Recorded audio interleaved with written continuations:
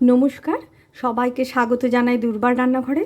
পুরনো বন্ধুদের জানাই অসংখ্য ধন্যবাদ, নতুন বন্ধুদের স্বাগত। আমি তৈরি করে ফেললাম আমের একটা রেসিপি। যদি আপনারা ভিডিওটা দেখেন এবং আপনাদের ভালো লাগে তাহলে লাইক, কমেন্ট ও শেয়ার করবেন। নতুন নতুন নোটিফিকেশনের জন্য অতি অবশ্যই সাবস্ক্রাইব করবেন। সবাই ভালো থাকবেন, সুস্থ থাকবেন, ধন্যবাদ। হিমসাগর আম নিলাম, মিক্সির মধ্যে ম্যাঙ্গো পাল্পগুলো নিয়ে নিলাম। আমি একদম পেস্ট করে নেব, ছেঁকে নেব। আসলে অনেক আঁশ থাকে, যাতে আঁশ না থাকে সেই জন্য এটাকে আমি ছেঁকে নেব। এভাবে পুরোটা ছেঁকে নেব। এখানে আমটা দিয়ে দিলাম।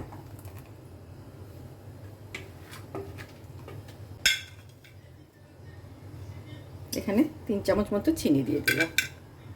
গ্যাস এখনো অন করিনি, আমি ভালো করে একবার মিশিয়ে নিচ্ছি। এবার কিন্তু নাড়তে থাকবো কন্টিনিউয়াস 3-4 মিনিট এভাবে নাড়তে থাকবো যতক্ষণ না ফুটছে। এই ফুটে উঠেছে, এবার গ্যাসটা আমি অফ করে দিচ্ছি। একটা ফ্ল্যাট জায়গায় রেখে দেব।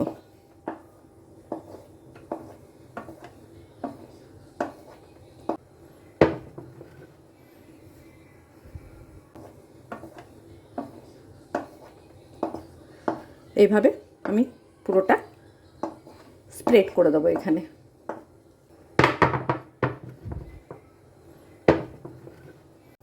আমি এতটা দুধ নিলাম। এখানে কড়াইটা এমনি বসিয়ে রেখেছি, গ্যাস অন করিনি। দুধ, ঠান্ডা দুধ। এর মধ্যে আমি দিয়ে দেবো কনডেন্স মিল্ক একটু। এবার এর মধ্যে দেব আগার আগার, ভালো করে মিশিয়ে নেব। গ্যাস অন করে দিয়েছি। এবার দুধটাকে আমি নাড়তে থাকবো, কিন্তু এটা নাড়তে থাকতে হবে, যেমন আমটা নাড়লাম।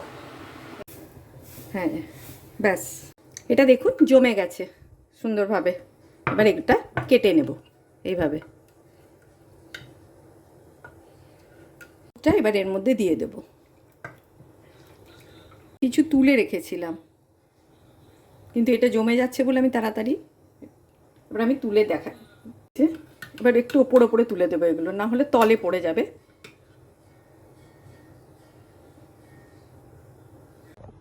এখানে এগুলোকে আমি ওপরে আস্তে আস্তে তুলে দিচ্ছি। এটা আমি নর্মাল টেম্পারেচারে রাখবো 1 ঘন্টা। তৈরি হয়ে গেছে পুডিংটা, ম্যাঙ্গো পুডিং। দেখুন কি সুন্দর জমে গেছে একদম। 1 ঘন্টা বাইরে রেখেছিলাম, তারপরে আধ ঘন্টা ফ্রিজে।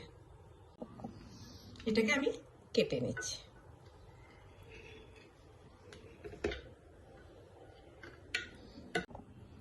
দেখুন এইভাবে আমি তুলে নিচ্ছি।